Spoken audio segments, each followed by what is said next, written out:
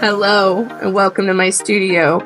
Let's get right into the tip today. So, what do you mix your paints on? You've probably seen palette boards like so. They've probably been ceramic or plastic. I don't know what you use to mix your paints on. Leave a comment below what you use. What I use is this giant thing. And it's glass. That might surprise you a little bit. I was trained to use this in college, and it has changed the way I mix my paints. And the reason why I love it so much is because it's ridiculously easy to clean up. And it's really thick and sturdy. It tends to be a stationary piece in my studio. I will sit it somewhere, and that is where it stays. And that's what I mix my paints on. I have had this for over 10 years, and it's been phenomenal. It's not broken or chipped, not one single time. And trust me, I use this a lot. This gets a lot of use. What I've done is I put just plain white paper on the back, and I taped it along the edge here. You can see the color difference.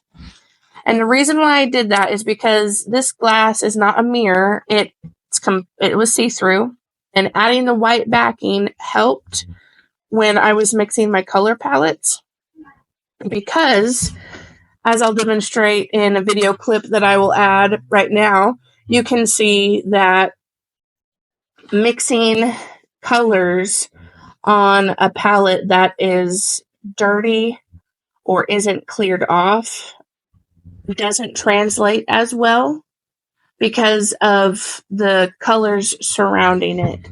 So you can see how color on a plain white background is different than if you were to use a messier palette to mix your colors on.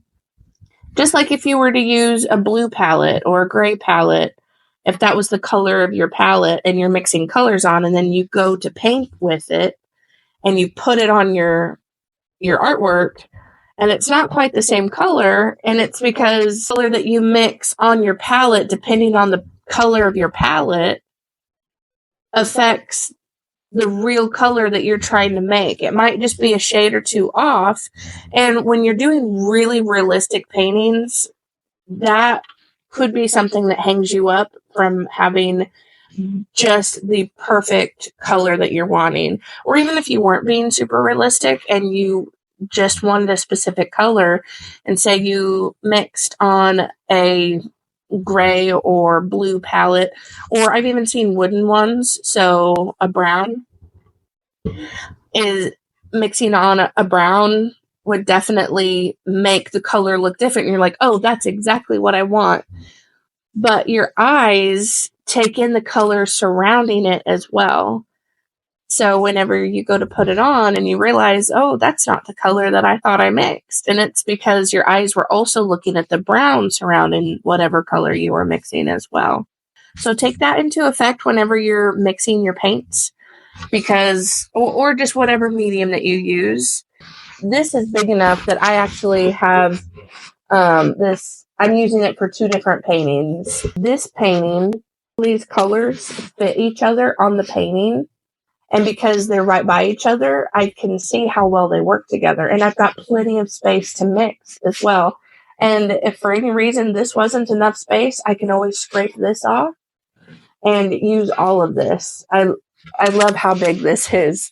What I also like about this way of mixing your paints versus a cutting board, the fact that it's not chipped on me one time. So whenever I have my flat-edged razor blade and I go to scrape, it comes off so easily. It's ridiculous.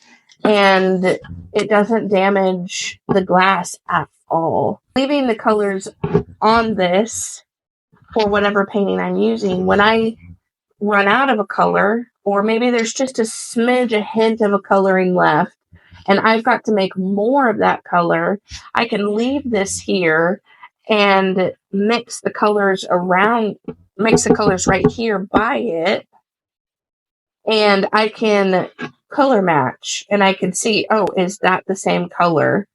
Am I mixing it correctly instead of trying to guess? Or you can see how easy that just peels off of the glass. A much more affordable and cheaper option that you could use are cutting boards. If you remember, I've mentioned before that you can use cutting boards to mix your paints on. Here's a couple notes from my use of it. For one, I do have a harder time getting them cleaned off all the way, even with the scraper, and you can see here that there's a lot of scratches on the cutting board. I've also nicked it lots of times, and also you can see here that there is a lot of like little tiny bits of paint. Like for some reason it doesn't peel off as much as it just kind of chips it off, and then there's a lot more paint to pick out of your flat knife. In this little clip, I'm just demonstrating how easy it is to mix your paints and also scraping it off if you need to scrape it off and add it directly to your painting. And then right here, I show you the color difference. Can you see how it looks so much different on that gold than it does the white? Comment below which one you think looks darker. Now, a great way to preserve your paints.